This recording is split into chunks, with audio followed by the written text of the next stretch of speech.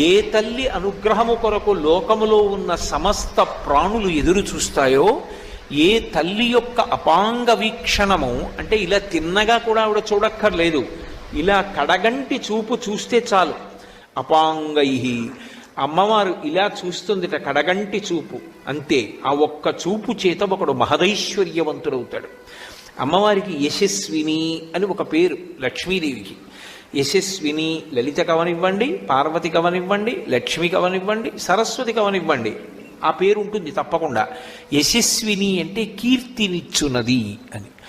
కీర్తి మనిషి జీవితంలో సంపాదించి తీరవలసినటువంటి విషయం. అందుకే భూపసభాంతరాళవన పుష్కళవాక్యతురత్వమాజి బాహాపటుశక్తియున్ యశమునందనురక్తియు ప్రకృతి సిద్ధగుణంబులు సజ్జనాళికిన్ అంటాడు భర్తృహరి.